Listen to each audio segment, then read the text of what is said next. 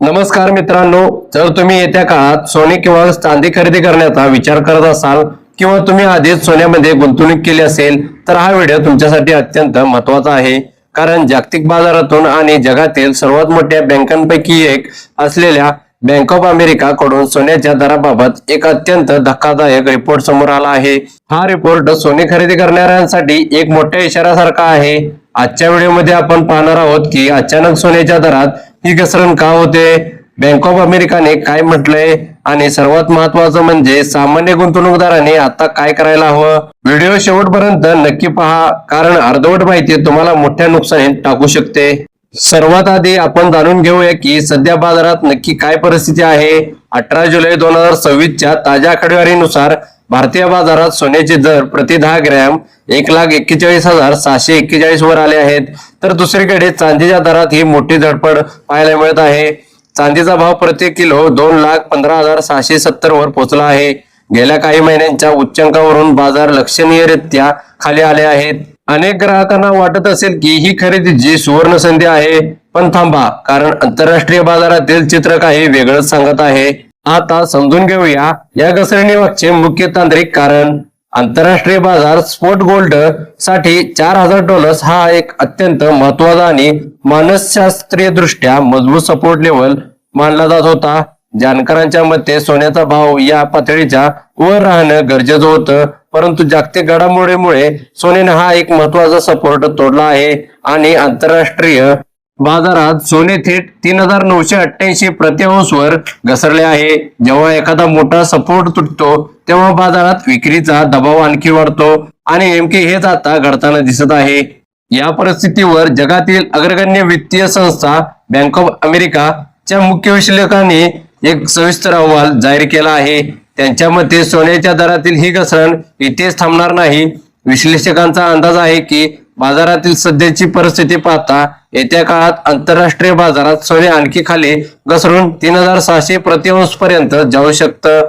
जर आंतरराष्ट्रीय बाजारात सोने 3,600 वर गेलं तर भारतीय बाजारातही सोन्याच्या किमतीत अजून मोठी घसरण पाहायला मिळू शकते.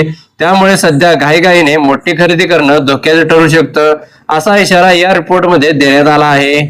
पण मित्रांनो, बाजार नेहमी सरळ रेषेत वर जात नाही. हे समजून घेण्यासाठी आपल्याला भूतकाळात डोकावून पाहावं लागेल. गेल्या काही वर्षात सोन्याने सलग 121 आठवडे एक ऐतिहासिक आणि मोठी तेजी अनुभवली आहे. या 121 आठवड्यांमध्ये सोन्याने गुंतवणूकदारांना मालामाल केलं. पण निसर्गाचा नियम आहे, जो वर जातो तो कधीतरी स्थिर होतो किंवा खाली येतो. त्याचप्रमाणे गेल्या 24 आठवड्यांपासून सोन्याच्या बाजारात एक करेक्शन म्हणजे दरवाढ नियंत्रित होण्याचा काळ सुरू आहे. 121 आठवड्यांच्या मोठ्या तेजीच्या तुलनेत 24 आठवड्यांचं करेक्शन हे अगदी स्वाभाविक आहे. त्यामुळे ही घसरण म्हणजे सोन्याचा बाजार संपला असा याचा अर्थ होत नाही, तर हा बाजाराचा एक मोठा भाग आहे. मग आता अशा परिस्थितीत सामान्य गुंतवणूकदारांनी काय केलं पाहिजे? बरेच लोक बाजारात घसरण सुरू झाली की घाबरून जातात आणि आपल्याकडचं सोनं विकायला काढतात किंवा खरेदी करणं पूर्णपणे बंद करतात. पण बँक ऑफ अमेरिका आणि मोठ्या बाजार तज्ज्ञांचा सल्ला याच्या अगदी उलट आहे. तज्ज्ञ म्हणतात, घाई गडबडीत किंवा भीतीपोटी कोणताही निर्णय घेऊ नका. सध्याच्या बाजारात सर्वात उत्तम रणनीती आहे एव्हरेजिंग डाऊन, म्हणजे सिस्टमॅटिक इन्व्हेस्टमेंट पद्धत. जर तुमच्याकडे सोन्यात गुंतवणूक करण्यासाठी 1 लाख असतील तर ते सगळे पैसे आजच एकाच वेळी गुंतवू नका. त्याचे 4 ते 5 भाग करा.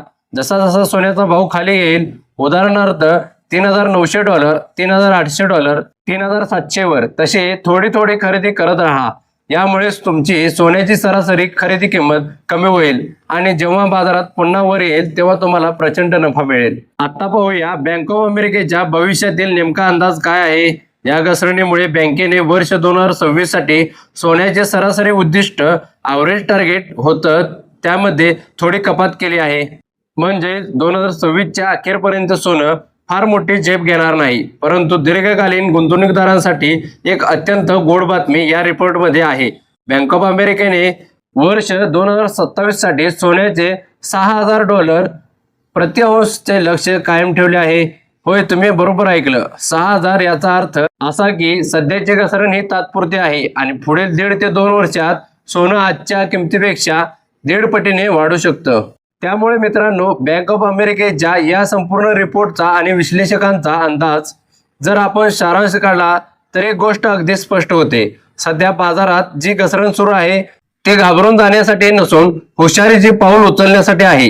ऐतिहासिक तेजीनंतर आलेले 24 आठवड्यांचं करेक्शन दीर्घकालीन गुंतवणुकीसाठी एक उत्तम पाया तयार करत आहे. 3700 ची पातळी ही खरेदीदारांसाठी एक मोठी सुवर्ण संधी ठरू शकते. शेवटी जाता जाता इतकंच म्हणेन, जर तुम्ही शॉर्ट टर्म मध्ये अगदी काही महिन्यांसाठी नफा कमवण्याच्या विचारात असाल तर सध्याचा बाजार तुमच्यासाठी थोडा आव्हानात्मक असू शकतो. पण जर तुमचा दृष्टिकोन 2027 पर्यंतचा म्हणजे दीर्घकालीन असेल तर $6000 उद्दिष्ट गाठताना सोनं पुन्हा एकदा सोन्याचे दिवस नक्कीच दाखवेल. त्यामुळे बाजारातील प्रत्येक घसरणीचा वापर आपल्या पोर्टफोलिओमध्ये थोडं थोडं सोनं जोडण्यासाठी करा. तुम्हाला काय वाटतं, सोन्याचे दर आंतरराष्ट्रीय बाजारात खरोखरच 3600 पर्यंत खाली येतील का? आणि तुम्ही या घसरणीमध्ये खरेदी करणार आहात की अजून वाट पाहणार आहात? आम्हाला खाली कमेंट करून नक्की सांगा. व्हिडिओ आवडला असेल तर लाईक करा, तुमचे मित्रपरिवारांसोबत शेअर करा आणि अशाच अचूक आर्थिक घडामोडींसाठी आमच्या चॅनलला सबस्क्राईब करायला विसरू नका. धन्यवाद.